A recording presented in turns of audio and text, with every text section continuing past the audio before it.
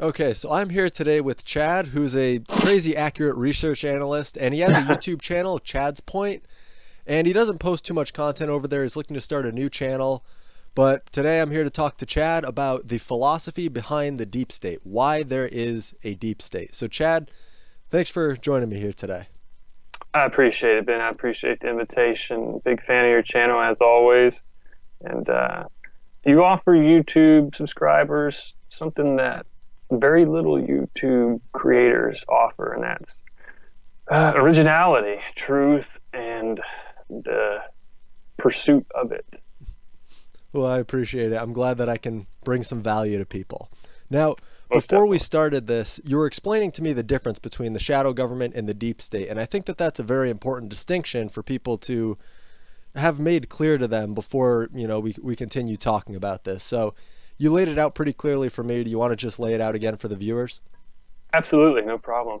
So when it comes to the shadow government and the deep state, a lot of people use this term synonymously with each other as in interchangeable, and they're not interchangeable at all. The shadow government, and the way you could think about this is they're the ones, they're the shot callers. They have the money, the influence, the power, and they are above the law because they create the laws, or they have them created. Now, so that would be like the Rothschilds, the royal family, just Rockefellers, Putin's. So they're the guys and girls groups with all the money, all the influence, all the power. This deep state is the result of that. That's the people that they put or suggest or finagle, nudge to their knowing, or maybe the person doesn't know, into these positions that outlast administrations. They outlast the bosses of these companies where they're embedded. And most importantly, they do the bidding of the shadow government. This would include the CFR, the Council on Foreign Relations, as part of the deep state, so to speak. And they're the ones that the shadow government goes to and says, hey, that pipeline in Syria they won't let us build, we need it built. So contact your puppet, which is most likely different department heads and, of course, the administration and power at the time.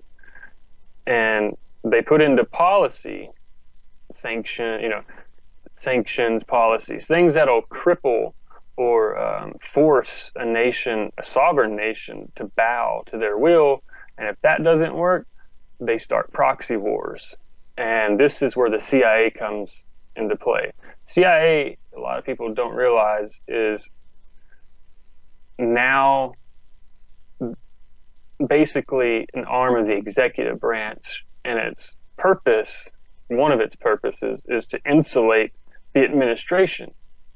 And you see this work all the time. They're the scapegoat. It's easy to make them the scapegoat because all of their illegal and outside of the law operations are covered under national security. It's a matter of national security. We can't declassify. That's why you see this time. It's a pattern. You see it time and time and time again. So this is the difference between the shadow government and the deep state. Shadow government, shot callers. Deep state are the henchmen. Yeah, and I think it's really important too to make clear that they kind of rub each other's back, where you have the deep state who has illegitimate power through the government securing the shadow government's ability to have power over the people because the government has power over the people. So That's correct. it's like using the deep state as a conduit for the shadow government straight to the people. Exactly. It's a cycle that just is never ending. Serves a purpose sometimes, but then, as I was telling you earlier, that it also goes rogue. There's people within these systems that essentially get greedy and begin to work outside of even their own systems. They start breaking, I guess you could say, the laws of their own little clique or cartel, whatever you want to call them. And that's when you see things like what happened to Hillary Clinton, where it looked as if she was a shoo-in for the presidency, and then boom, she's out. She became a liability, and they made a decision. So. Yeah, so I think that today, when we're talking about the philosophy of the deep state, it's really going to end up covering some of the shadow government as well. So Correct. It's nice to lay that foundation right there, because now as we move forward, people have a better idea of connecting the shadow government to the deep state to the people. And I think that a good place to start with this is the very foundation of what a government's goal is concerning the people, and that is simply to hold off insurrection, but to take so much from the people, or to take as much really as you can before there's insurrection. So it's like oppressing the people just as much as you possibly can without putting your own existence in danger. And this acceptance of the current government can either come in the form of zealous support or just passive support. It could just be that somebody doesn't have, like, they could not like the government, but they don't have enough vigor in them to really rile people up and go after them. And that's kind of the sweet spot where the government wants people to sit. But when you have a structure like this, that's essentially a power structure, it makes it a magnet for vain and power hungry people who want to do what they want to do. And they'll find any way they can to commit the deeds that they want away from the eyes of the public, because they really don't care about the well-being of the public. And this hidden power structure to do the bidding of the elites is the deep state. And there's a reason that it's alive and well in the West, where democracy and freedom are so highly praised, but people connect themselves to the government, and that's one of the biggest flaws in people's current conception of government. Is people are not the government. No government can give you freedom. No, you have to take freedom because it's yours to begin with. And this is what these deep state actors and the shadow government want to prevent. They give you the illusion of choice, which is no choice at all. They give you the illusion of freedom by not overtly taking your freedom. They're just one step at a time. It's like the frog in the boiling the pan. You just turn up the heat little by little by little, and the frog obviously doesn't catch on and ends up being boiled to be eaten. So yeah, and you see the same kind of thing with a lot of industries where they'll start to put on regulations and whatnot, but the mainstream media won't necessarily let you know that an industry is failing because of some regulation. They'll just make you think it's failing and the government needs to come in and take it over. And this is another form of the slow suffocation of the free market and of capitalism in lieu of big government. And I agree 100%. There's no such thing as a free market. Markets are created by the industry for which the market protects. It's not there to protect the consumer.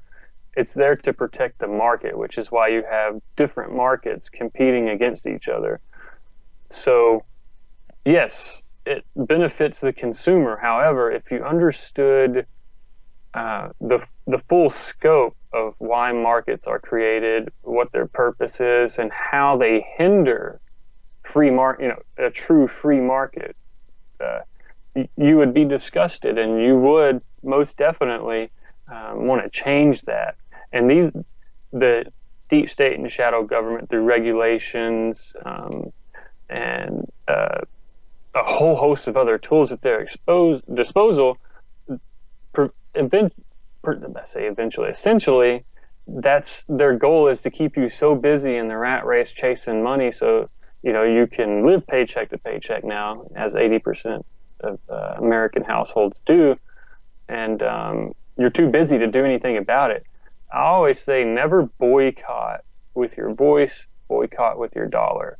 Vote with your dollar, and things will change. And at the moment, they're succeeding because of the philosophy behind the shadow government and deep state, as you were saying, where they, instead of you being mad or disgruntled at the people responsible, well, you're mad at Trump. You're mad at his followers.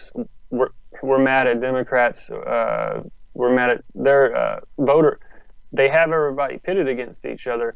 And when tribalism is this apparent, this overt in society, it's actually a sign that society is about to collapse, because tribalism is just one of those things that happens at the end of an empire. Yeah, and people, like, generally when you're thinking philosophically, when somebody goes to some radical means for something, it's either because it's born out of some ignorance, or it's just the exhausted nihilist in them, or it's the abstract embodiment of Satan where they think that they're greater than it. And it's just, you know, but when people think that way, they're thinking of it in the narrow mindset of thinking that government is good and wise or inevitable. And this is where, you know, I'd say that the fact that a small group of people are benefiting from having this arbitrary power structure in place would mean that they want to keep the facade of this power structure going. And they tend to try to use the belief that government is good and wise, like I said, but when they feel threatened, we see them fearmonger against all of the alternatives. So I would make the case, and I think it's a pretty sound case, that keeping this power structure in place is radical on its own. It is, most definitely. And you hit on a good point that I want to kind of expand on, and that is one of the ways that they keep this power structure in place. And this goes back to, whenever the CIA and the government got involved with Hollywood, and I'm just going to use the 90s as an example here, where any movie that you watched in the 90s, the CIA was portrayed as heroic. You got Jack Ryan, so that's, you know, the Tom Clancy books and stuff. And off the top of my head, I can't think of that many more. But any movie that you've seen in the 90s, as the Cold War drew down and there was no enemy, so to speak, for the CIA to point to and say they're the bad guys, we're the good guys, and that's how they kept that power structure intact through the Cold War. And after that, they had, in Hollywood, they had to create like this new persona that they were still the good guys. And a lot of people don't realize that when you watch movies like this, even though they're pretend, subliminally, it works on your consciousness. Your subconsciousness sees it and it interprets it in different ways. And you're like, oh yeah, CIA is, you know, they're good guys. Yeah, look, remember that movie? You don't really say that, but certain things in society happen, and these, because you've seen that movie, because you observed it visually and enjoyed it, well, that sense of enjoyment comes whenever certain things in life and society happen. Your brain immediately recalls that. You're like, yeah, CIA, good guys, good guys. It's brainwashing. It's indoctrination. So yeah, I mean, that's how they.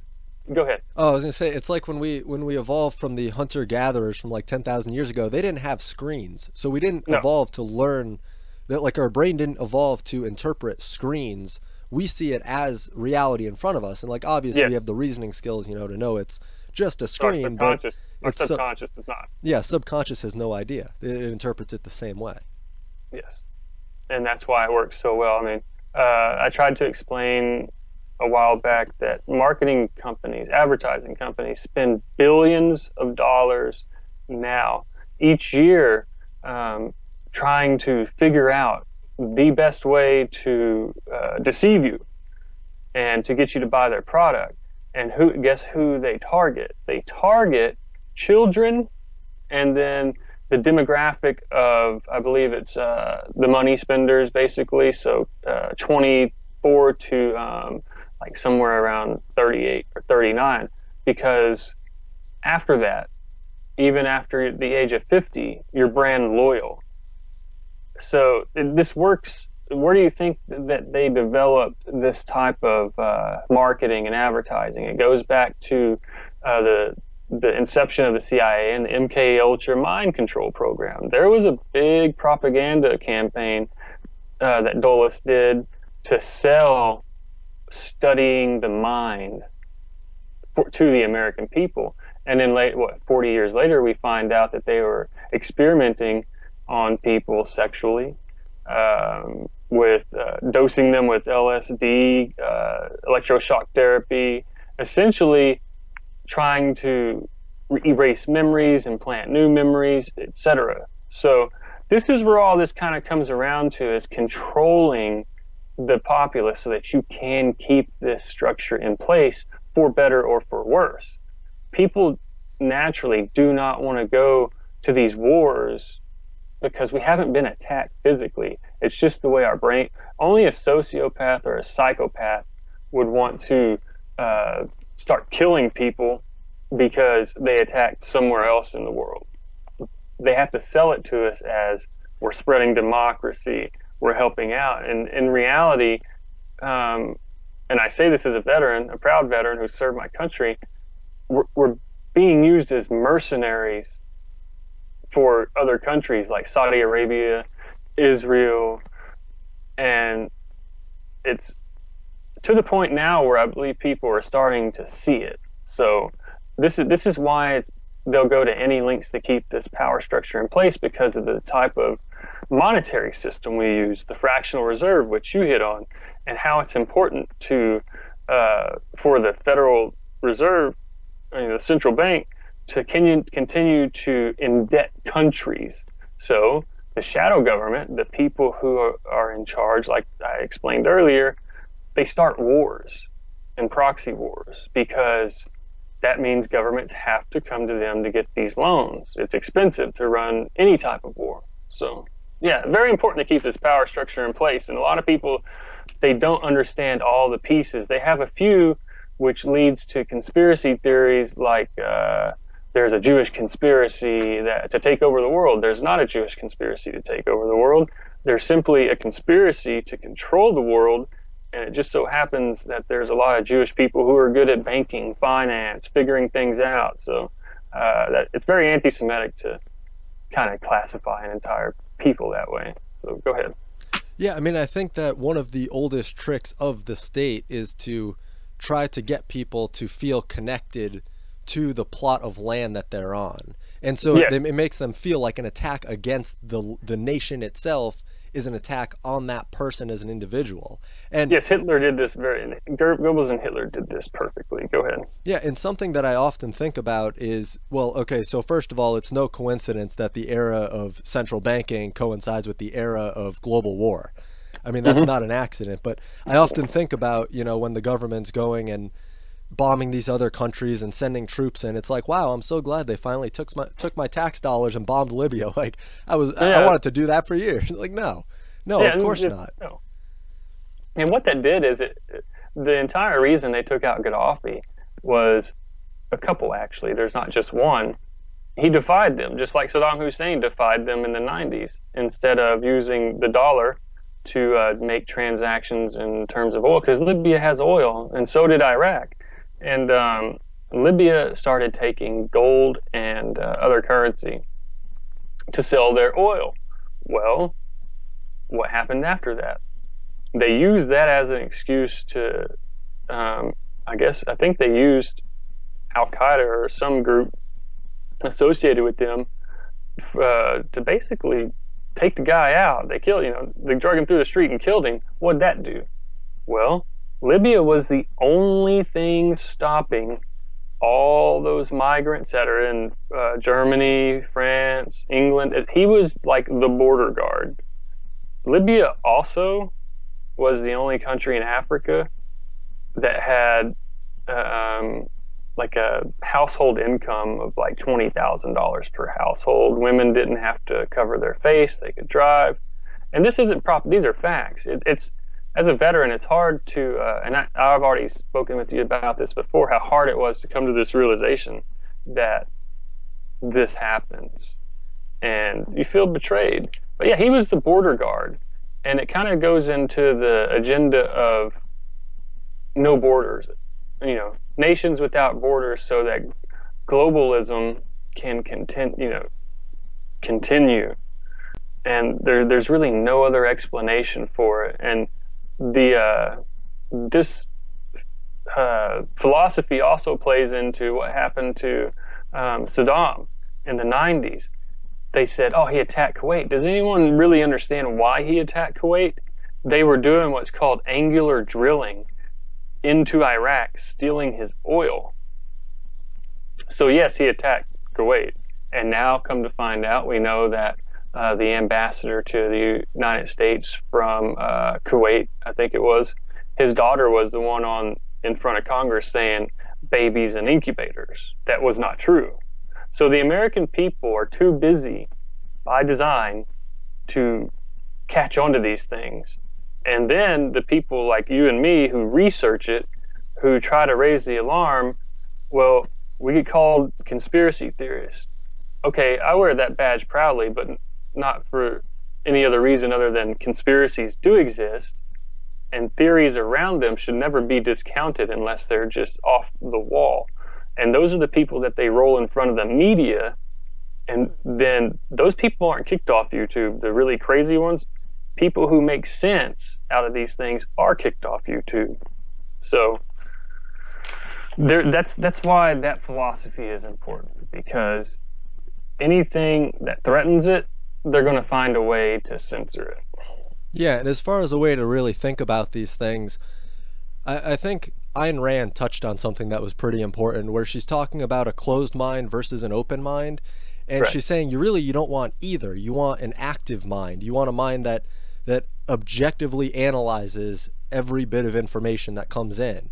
And I think Yes. that that's a fairly good way to view the world. I think it's a good way to go forward and really start to live your life, because when you're, and I also think that an active mind is a bit of a transition, because you picture a child and they have no real morals imparted on them yet. They have an open mind. Like, you could tell them the sky is green and they're going to believe Yeah. it just as much as the sky's blue.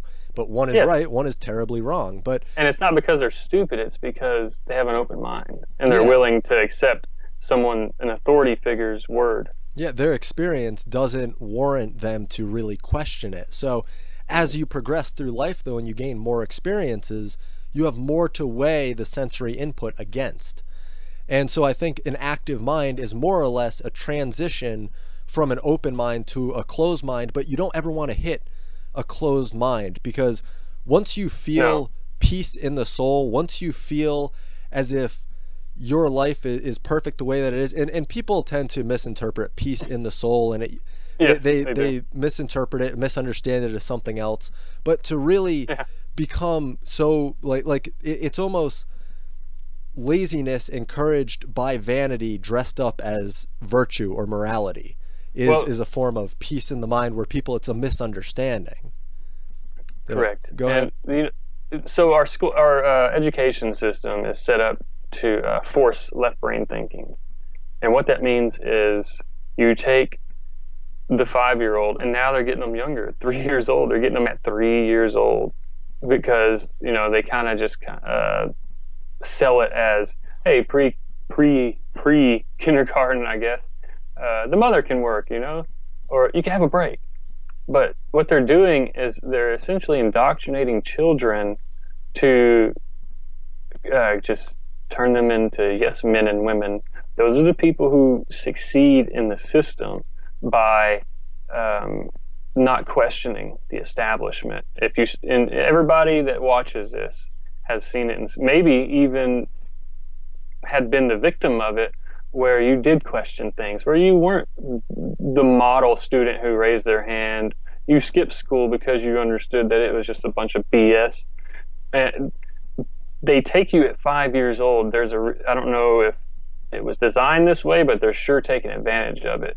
NASA did a 30-year study. Two psychiatrists, I believe it was, neuroscientists maybe. At 5 years old, you're a creative genius. By the time that you are, I guess you could say, out of college, almost 30 years old, only 3% of the population maintains that creative spark. So what does that tell you? It tells you there's a system that prevents enlightened minds. And they've taken full advantage of it. They've even expanded on it. And it's insane. Why would you want to essentially kill creativity? Because creativity leads to an enlightened society. An enlightened society is not going to sit there and go, yeah, we should go to war. Or they're also not going to sit there and just take in all the propaganda that now exists in terms of getting a populace to believe that labeling people subhuman to go and kill them, well, they want that to happen, and enlightened people would never allow it.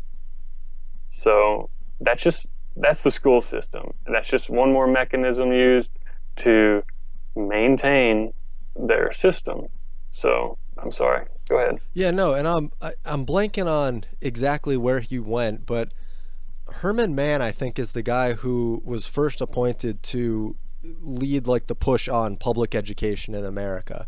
And I remember, I forget, like he went I to said, Prussia. Oh, Prussia. Okay, that was the country. Went to Prussia, and he essentially learned how to use public education to control the youth. Because, again, I forget who it was, but they said if you give me a child until the age of 7, they're mine for life.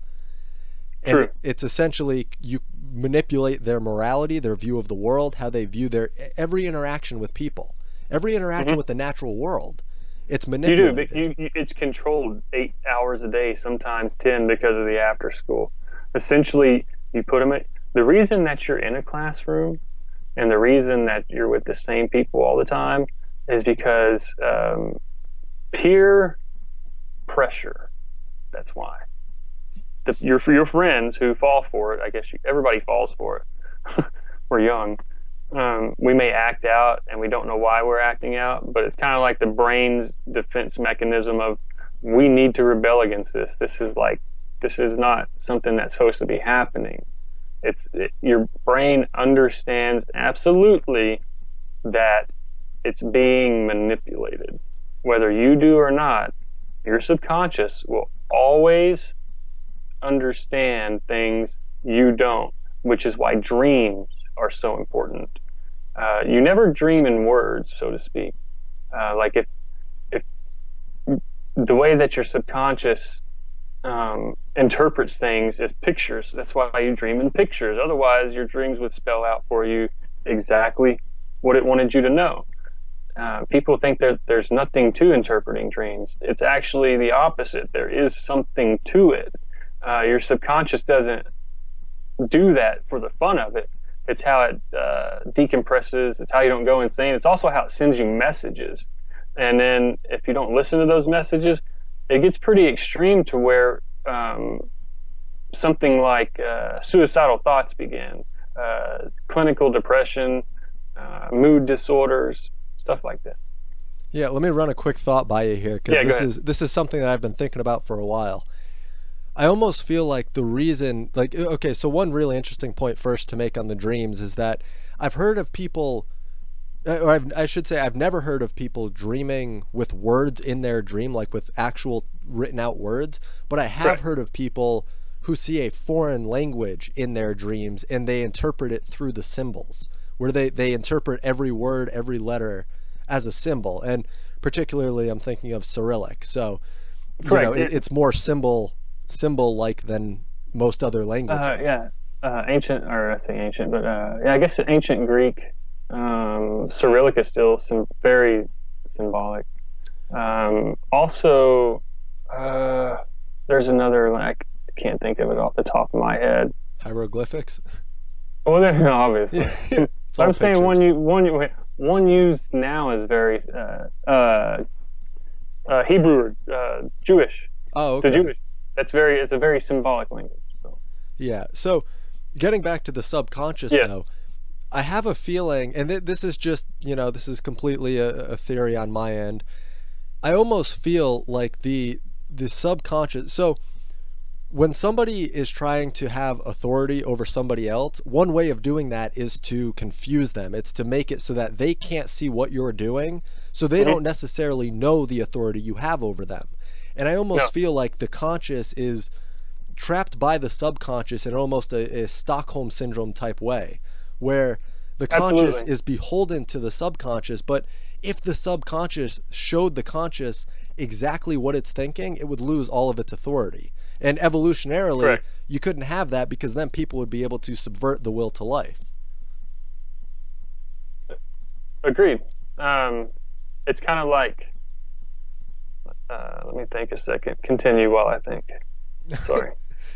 So I have a feeling that when people have dreams, there's always value to the dream. And I'm reading Carl Jung, Man and His Symbols, and one of the crucial things that he points out is that just because you see a person in your dream doesn't mean that your subconscious is trying to communicate something to you about that specific person. It could just be something about that person's position in your life.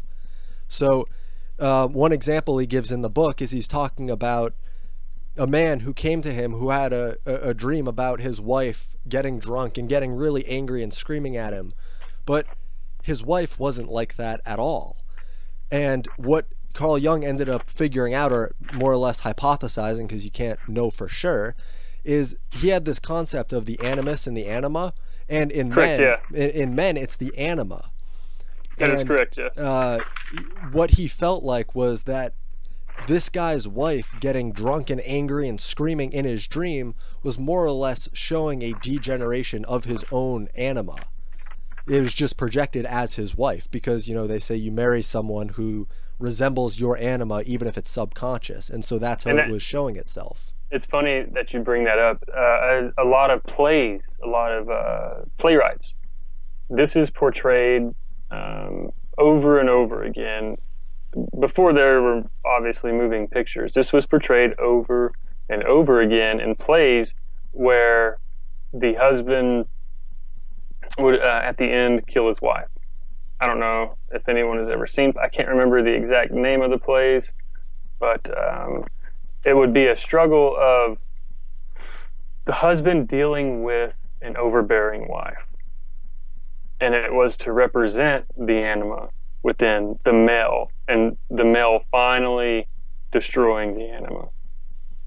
Yeah, and so much of the control that government and religion and so many of these other power structures, primarily government and religion, can have over people, I really do believe that there's this deep-seated part of man that craves some sort of leadership, which is why we see religion and state so heavily intertwined. But to really fulfill that desire by giving a small group of people the ability to take your goods at gunpoint seems pretty radical to me, as I've already kind of illustrated. And remember too, it has to be a small group of the population that's in power in proportion to the population, because the people in power who are given this illegitimate authority are only paid through surplus of labor.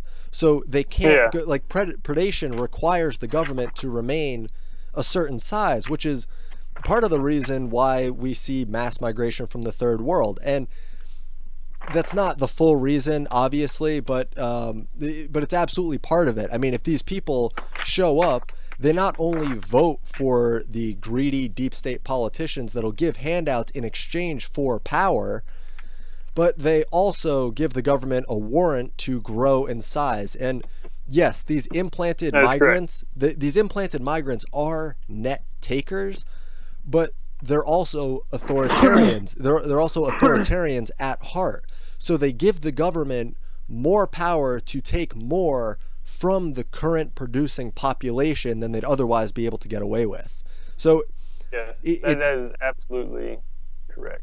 Yeah, so it's not exactly perfectly clear with the replacement migration, the mass migration into the Western world, but philosophically it is really there. It is just veiled, but it's more or less just the government pushing for more power to themselves. That is absolutely correct. And hitting on that, understanding governments, shadow governments, deep states, to think that they are perpetrating something for one specific reason would be very naive. If you're a company, a business, a group, you never, I guess, you never waste opportunities. So what you want to do is, if you do have an agenda, if you do have like this one thing you want to do, well, just like in every facet of life, that one thing opens up many other doors. So the possibility of the mass migrations, there's just so many things it's going to accomplish for them. Not only is it going to accomplish, like you said, more governmental control, but also it accomplishes something very sinister. It's just a theory that I had worked on that I had spoken to you about before, and that is, look where these billionaires and governments are building bunkers, and like say, I think it's UNICEF or UNESCO who grows who basically grows the gardens throughout the world that are like hundreds of square miles large or whatever. They're moving these people out of these resource-rich countries into the first world. Why? Because an Agenda 21, which I think now is the something for sustainable growth. I don't remember the the 2030 Sustainable Development Agenda or something.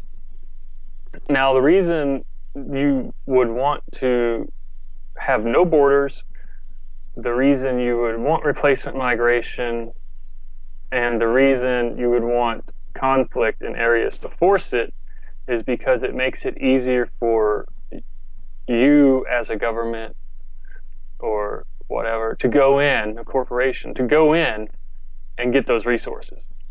There's no one there to stop you. And the people that are there to stop you, there's not very many. They're the holdouts. And a lot of times you can buy them off. And what's left is maybe some small faction or guerrilla force, like we see, like we've seen. What country was it? We've seen it in it's an African country. I do not recall off the top of my head, but the English did this for I believe it was diamonds. Was it diamonds? Can't remember. Anyways, there's always more than one reason why something is happening, and people get caught up on just one because of what you said. They're choosing to believe one thing. They don't have that open mind. And my philosophy behind this, and I'm going to use flat Earth as an example. I know that's weird. I commented once on ODD, a YouTube channel, a guy named ODD, great, talented, makes really good videos. However, I mentioned something about how you don't know for a fact. You're doing a disservice to everyone who wants to learn about something, explore different topics. And this kind of falls into the philosophy behind the deep state, because it's the same thing they do. And that is, they discount dissent. They try to character assassinate. They'll go to any lengths to protect their investment or their agenda. And what he did to me was simply state, well, it's happening. Get used to it. Those aren't the words of someone who's smart and open-minded, as that person claims to be. And I only use that as an example because that's how politicians claim to be: smart, open-minded, willing to make a deal, willing to sit down at the table and come to an agreement. And they're not, actually. What they mean when they say that is, I'm willing to hear your side so I know exactly how to counter it. So, flat Earth, round Earth, I use what's called Schrodinger's cat. Have you ever heard of that? The Schrodinger's cat hypothesis or theory? Well, it's not really a theory. It just has to deal with quantum physics. And that is, Schrodinger put a cat in a box with cyanide, a bell, and something else. left it in the box with no food or water for, I think it was 7 to 13 days. Now, Schrodinger asked the question, is the cat dead or is the cat alive? He couldn't know for certain, so the cat, at the time, until the box is opened and he observes it, is both dead and alive. So that you do have to you have an open mind like that. Otherwise, you choose a side, you become dogmatic, whether it's through religion, politics, just name it, any ideology or belief system. And America is designed in this exact way, with only 2 political parties. I say design. It's not. It wasn't meant to be that way, because in the beginning you would have 4, 5, 6 people running for president with no particular political party whatsoever. It's just they were statesmen. They knew the importance and their responsibility to continue this great nation. And then shortly after the assassination of Abraham Lincoln is when you start to see the true shadow government come to pass. That's whenever he threw the central banks out of the White House, literally threw them out by his own hands, threw them. And he even has, and you won't learn this in school either.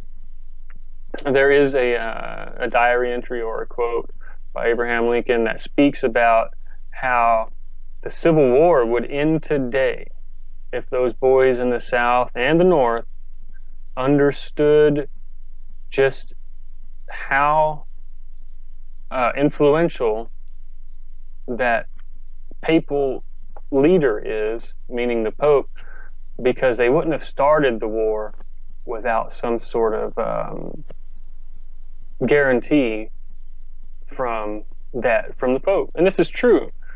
And these are the agendas. These are the philosophy behind all of this.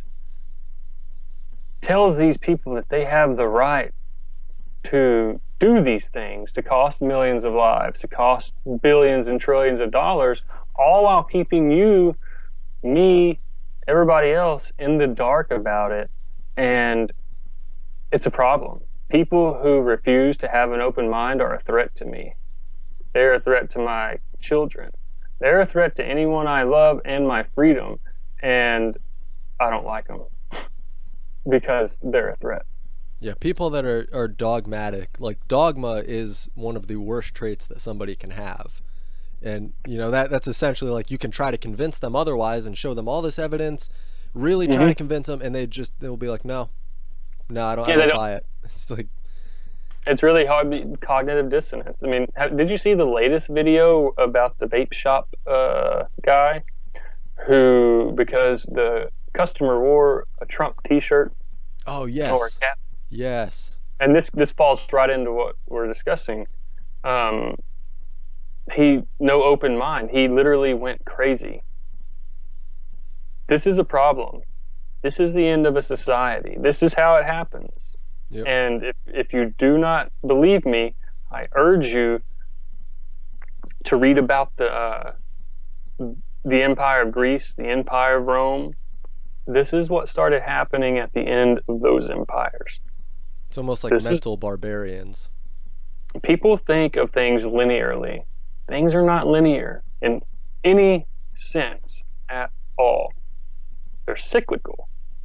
Things happen cyclically because human nature, I say human nature, humans, like who we are, our essence, our brain, what we experience, none of it is unique. It's unique to us, but someone else is experiencing the exact same thing. You may think, people say, oh, Tesla, very unique person. He was a unique person, but there were also like 12 other people working on the exact same things as Tesla. So it's things like, dogmatism being attached to one specific way of thinking that prohibited Tesla from essentially his name being known more than Edison's, because J.P. Morgan, the dogmatic J.P. Morgan, knew that there was no profit in free energy. So one leads to the other. All this closed-mindedness, unprepared to accept that you may be wrong. It all goes back to the way our society is structured, and that is be competitive, and to be competitive, to be successful in business, in life, or how people measure success, you have to be sociopathic. You will, if you can't stand on the back of your kid to get to the top, you're not going to get to the top. That's the way the system works. And it's designed that way because if you're the shadow government with all the money and power and you're sociopathic, well, you want the people who are essentially the watchers of the farm to be just like you. You don't want people who have good intentions and will follow through with the intentions while also not harming or subverting the Constitution or overtly denying people their civil rights or censoring them.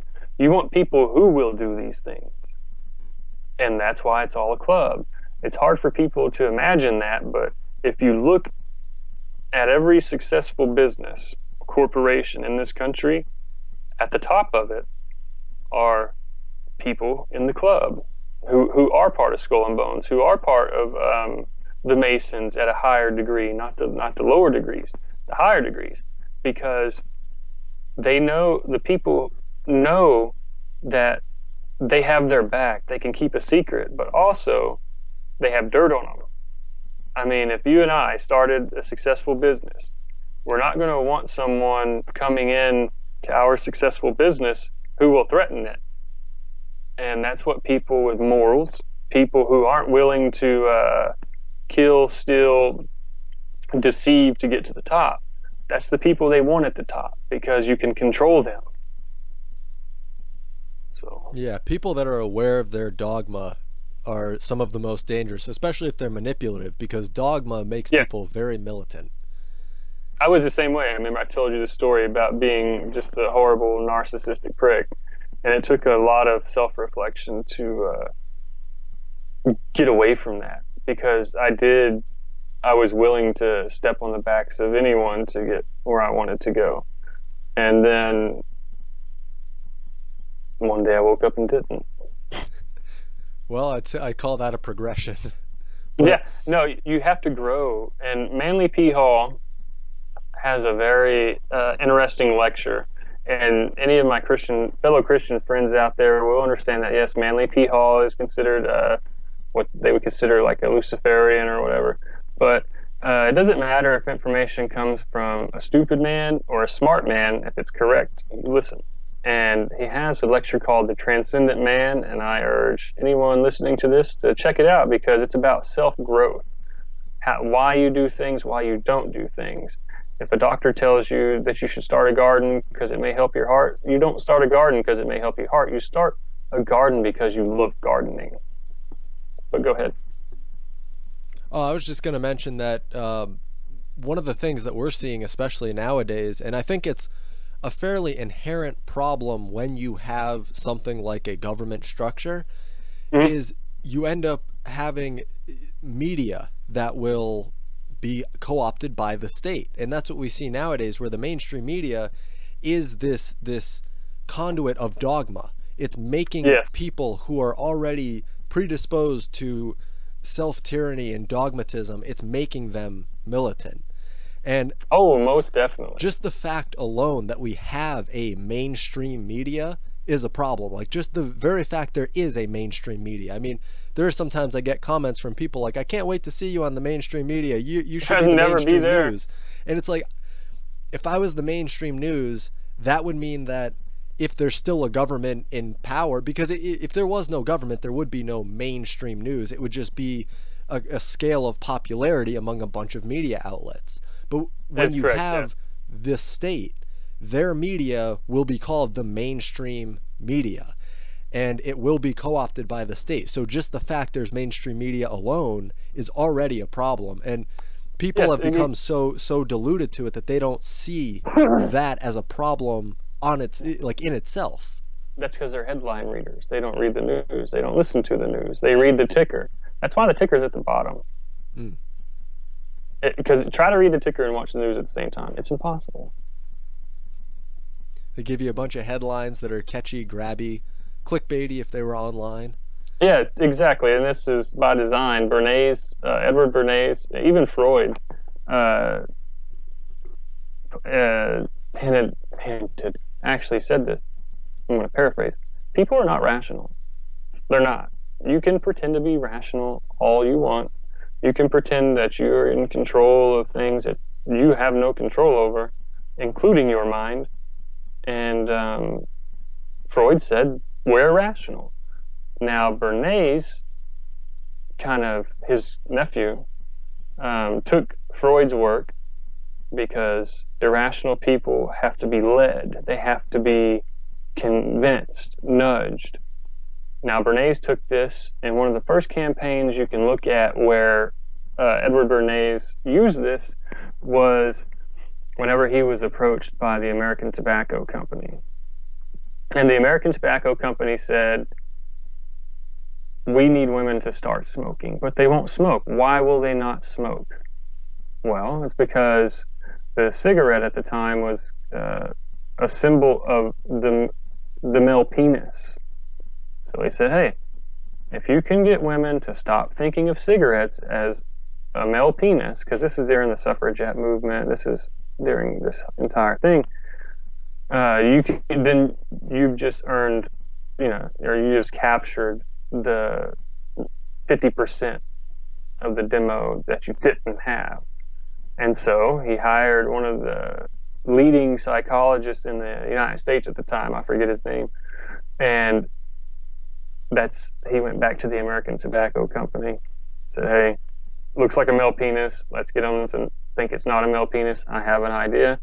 There was a parade shortly coming up or whatever, so he paid a bunch of women to dress up like suffragettes and walk with the suffragettes, the women's voting movement, and and he had the press station, I guess, in a specific spot, maybe near the end or at a popular intersection there in New York, and they opened their coats, had their cigarettes lined in their garter, and sparked one up, and now they're torches of freedom.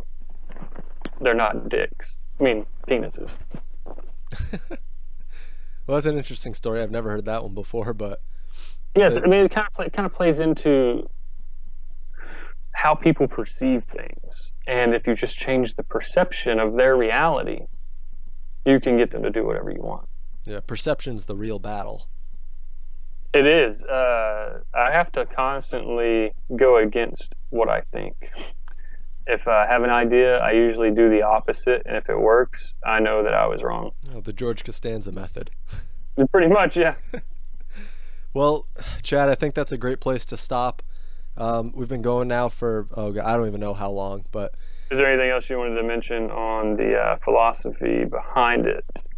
Not really, no. Is there anything else you wanted to mention?